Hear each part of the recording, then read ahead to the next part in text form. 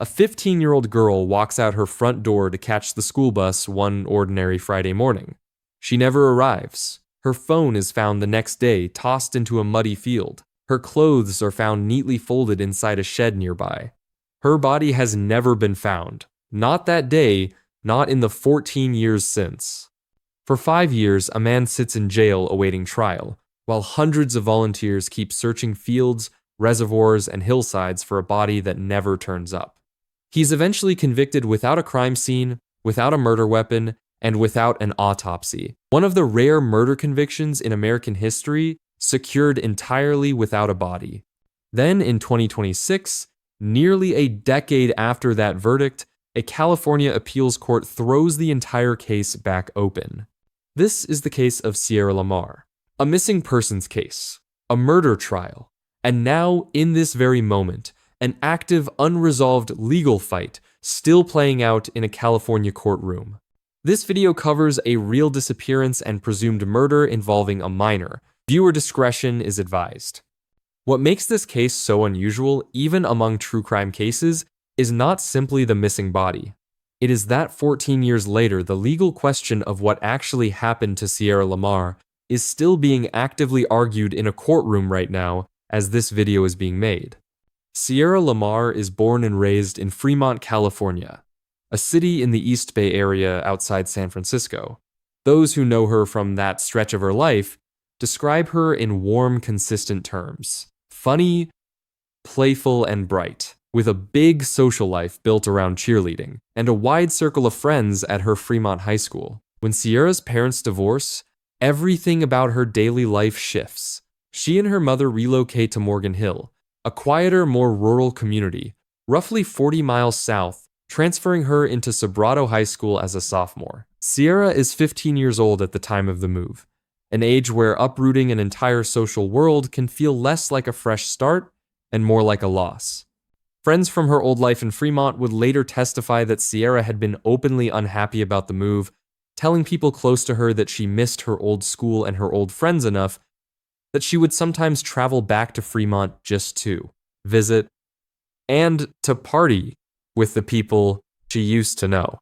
Even so, those same friends consistently doubt any suggestion that Sierra would have simply run away from her new life, a distinction that becomes critically important once investigators and later a defense team start weighing every possible explanation for her disappearance. On the morning of March 16, 2012, Sierra gets up around 6 o'clock to get ready for an entirely ordinary school day.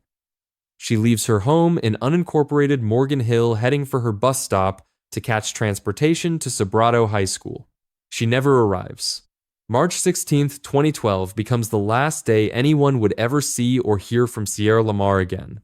Roughly 2 miles from Sierra's bus stop in a nearby trailer park lives a 21-year-old Safeway courtesy clerk named Antolin Garcia-Torres.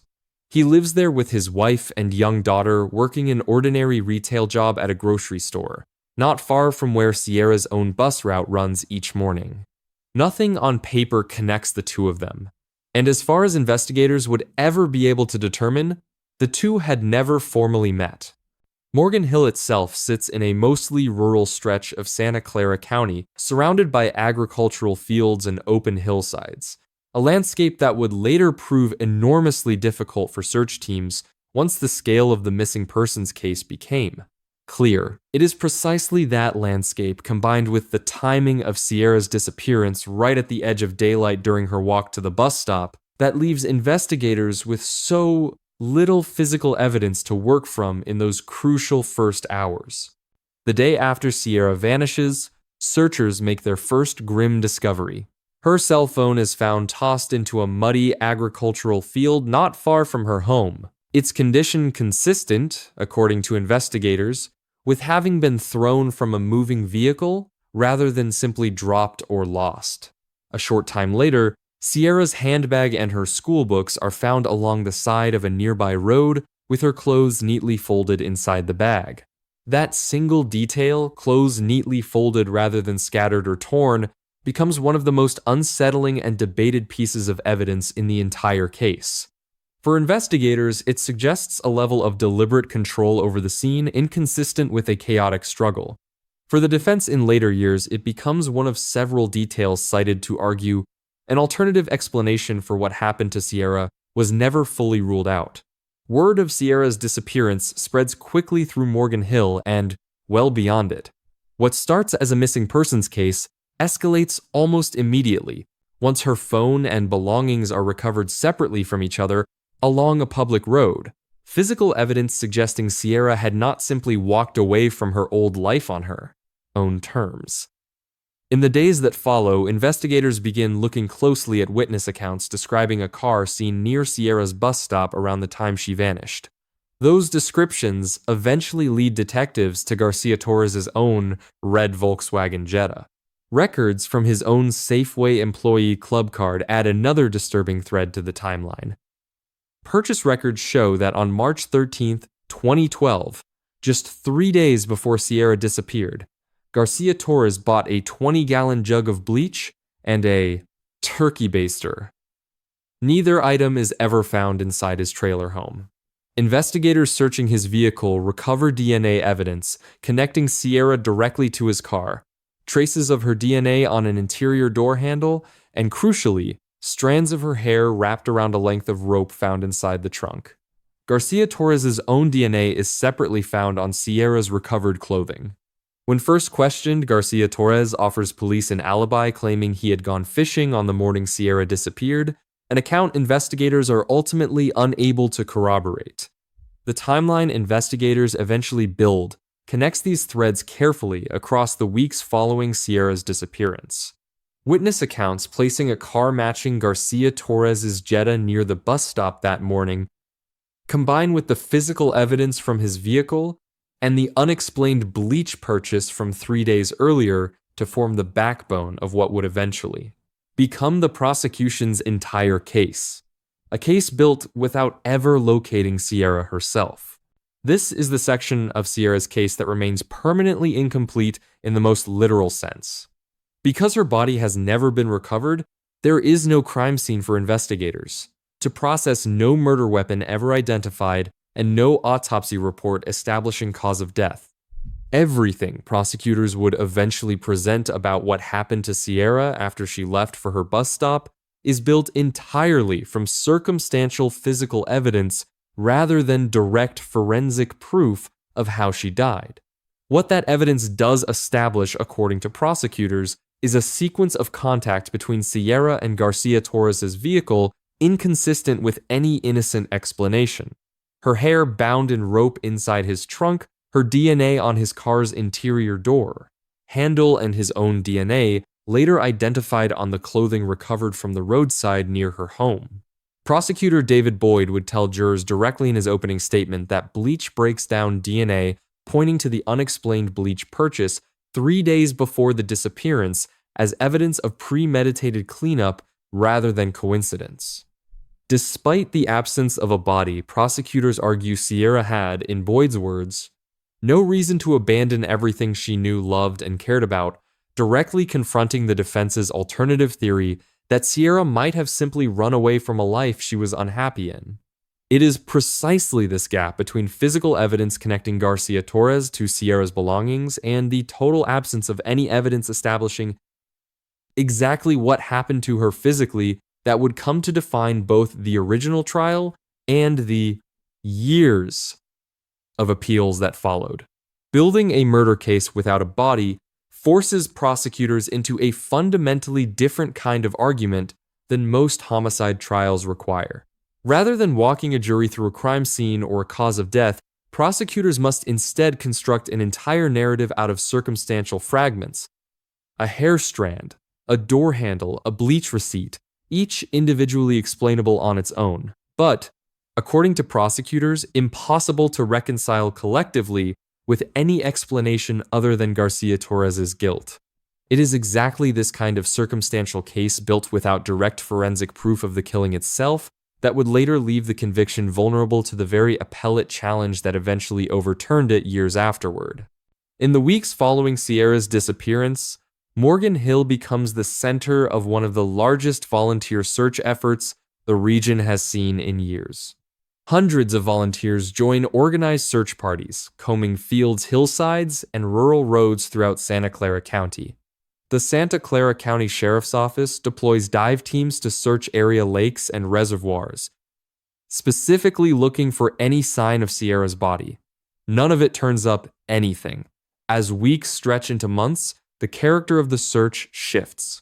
What begins as a hopeful mission to bring Sierra home alive gradually becomes something heavier for the volunteers involved, an effort simply to bring her home at all. Sierra becomes known across the Bay Area on t-shirts and posters distributed throughout the search effort under the phrase, "Everyone's Daughter," an attempt to keep public attention and search momentum alive even as hope for a happy ending fades. Local news coverage throughout this period documents a community caught between grief and determination. School classmates organize their own smaller search parties on weekends. Local businesses donate supplies and printing costs for missing person flyers distributed throughout Santa Clara County and beyond. For a region unaccustomed to a case of this scale and duration, the sustained nature of the search effort becomes its own kind of local story. Proof of how deeply Sierra's disappearance had affected people who had never personally met her. Investigators, meanwhile, place Garcia-Torres under 24-hour surveillance as the physical evidence connecting him to Sierra's disappearance continues to develop. For weeks, he continues his ordinary daily routine, working his shifts at the Safeway, completely unaware or simply unconcerned that detectives are tracking his every movement. On May 21, 2012, roughly 2 months after Sierra vanished, investigators finally move. They arrest Garcia-Torres directly at the Safeway store where he works, taking him into custody in front of coworkers and customers, at the same job he had continued showing up to throughout the entire investigation. Santa Clara County Sheriff Lori Smith announces publicly that investigators believe they have probable cause connecting him to both the kidnapping and murder of Sierra LaMar. For the volunteers who had spent 2 months combing fields and reservoirs, the arrest brings a strange mixture of relief and continued heartbreak. An arrest meant investigators finally had a name to attach to the case that had consumed so much of the community's attention, but it did nothing to answer the one question that had driven every single search effort from the very first day. Where Sierra actually was. That question would remain completely unanswered for the family for the rest of the case's development, and remains unanswered to this day. Garcia-Torres pleads not guilty to Sierra's murder, and continues to maintain throughout the years that follow that he never knew who Sierra LaMar was. His own mother publicly defends him as well, insisting he could not have committed the crimes he stands accused of. But the case against him grows substantially more complicated once investigators connect him to an entirely separate set of allegations. Detectives determine that in 2009, 3 years before Sierra's disappearance, Garcia-Torres had allegedly attempted to kidnap 3 separate women in the parking lot of a Morgan Hill Safeway, including the same Tennant Avenue location, where he worked as a courtesy clerk. Prosecutors ultimately charge him with those 3 attempted kidnappings alongside the murder charge, deciding to try all 4 charges together in a single combined trial, a decision that would carry enormous consequences for the case years later. Jury selection concludes in January 2017, nearly 5 years after Sierra's disappearance. Opening statements finally begin that same month, with prosecutor David Boyd telling jurors directly that Sierra LaMar is dead and this man killed her. A handful of the hundreds of original search volunteers attend the opening day, some wearing the same style of red Converse sneakers Sierra had been known for wearing. Over the following months, prosecutors lay out their circumstantial case, built around the DNA evidence recovered from Garcia-Torres' Jetta and from Sierra's own recovered clothing, combined with testimony about the 2009 Safeway incidents. Presented as evidence of a broader predatory pattern, the defense, meanwhile, repeatedly raises the possibility that Sierra had simply run away, introducing testimony from a former teacher who believed he had seen Sierra visiting her old Fremont school in the weeks before she disappeared. Testimony the defense uses to suggest an ongoing connection to her old life that could support a runaway theory rather than a murder. That teacher, Marcelo Palmieri, testifies he is 100% certain it was Sierra he saw visiting his classroom in the weeks before her disappearance, though he and the defense disagree with prosecutors over the exact timing of that visit. A discrepancy of roughly 2 weeks that becomes its own small battleground during testimony, as both sides try to place the sighting either within or outside a window that would meaningfully support the runaway theory. It is precisely this kind of granular dispute over small details, playing out across a trial, with no body, no weapon, and no crime scene, that makes the entire case such an unusually difficult one for jurors to resolve with total certainty. After extended deliberations, the jury convicts Garcia-Torres of first-degree murder during the commission of a kidnapping, along with all 3 of the 2009 attempted kidnapping charges. Because the murder conviction includes a special circumstance, finding Garcia-Torres becomes eligible for the death penalty, pending a separate penalty phase. Ultimately, in December 2017, he is sentenced to life in prison without the possibility of parole rather than death, a sentence he begins serving at California State Prison Corcoran. At the time, this verdict represents one of the relatively rare successful no-body murder convictions in American legal history, a category of case prosecutors nationally consider especially difficult to win given how much jurors typically rely on physical crime scene evidence to reach a guilty verdict beyond reasonable doubt. For Sierra's family and the hundreds of volunteers who had spent years searching without ever finding her, the conviction offers something resembling closure even without her physical remains ever being located.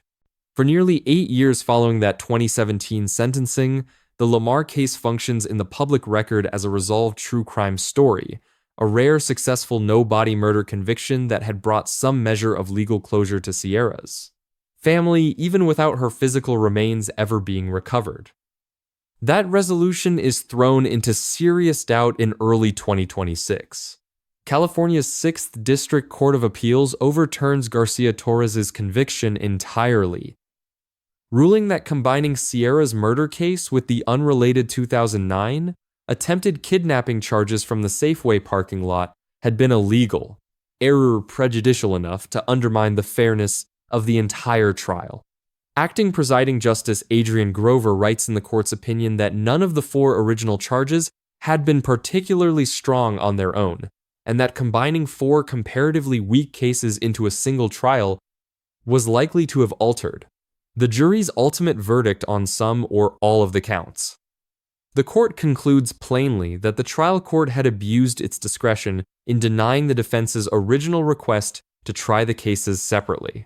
Perhaps even more significant for how this case moves forward, the same appellate ruling finds there had been insufficient evidence presented at trial to support a finding of willful, deliberate, and premeditated murder or a specific intent to kill, while still concluding there had been sufficient evidence to support a lesser theory of felony murder, establishing that Sierra had died during the commission of a kidnapping.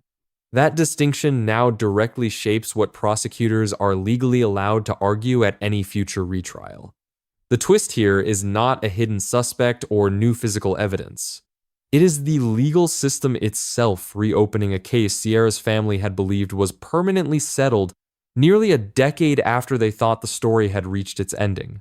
Legal analysts covering the reversal have noted just how unusual it is for a case this high profile to be thrown back open so many years after sentencing. Steve Clark, a legal analyst who reviewed the ruling for local news outlets, explained the mechanics plainly.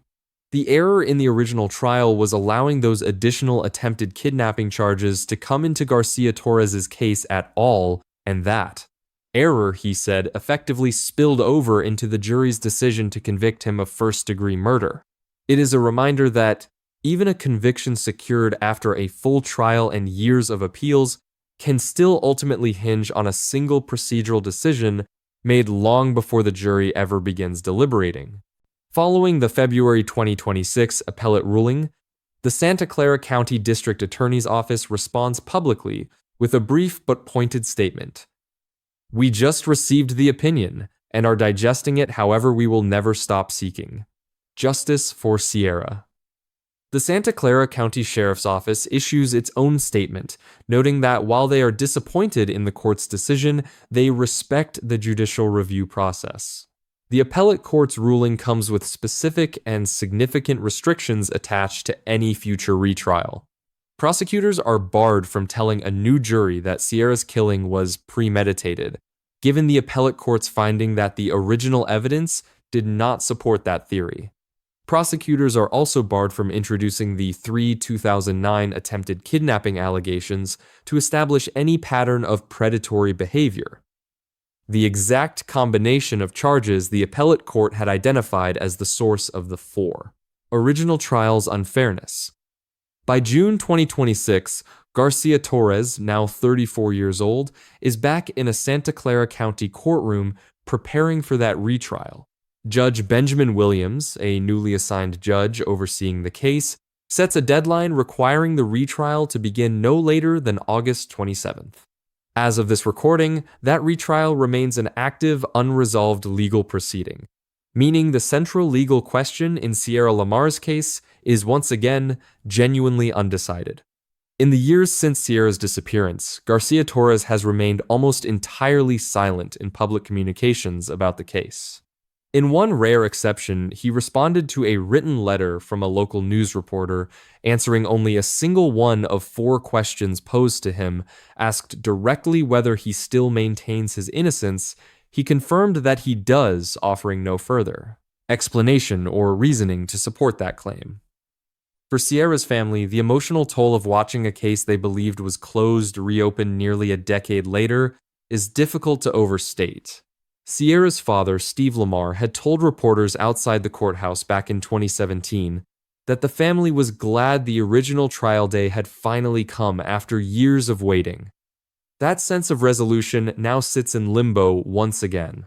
Sierra LaMar was 15 years old when she disappeared on her way to school. 14 years later, her body has still never been found. And the legal case meant to answer what happened to her remains genuinely open as this video is being made. Volunteers who spent months searching fields and reservoirs back in 2012 have in some cases stayed connected to the case for years afterward, through message boards, memorial pages, and continued advocacy for missing persons cases more broadly. Jennifer Koziel, one volunteer who had flown in from out of state to help search for Sierra, told reporters at the time that you don't get used to a loss like this. You just learn to plug along, keeping the missing person's face in your mind and continuing forward. That same sentiment describes exactly where Sierra's case stands today. A community that never fully got its resolution, being asked once again to keep going through a legal process that has already taken most of Sierra's own lifetime to reach even a temporary conclusion.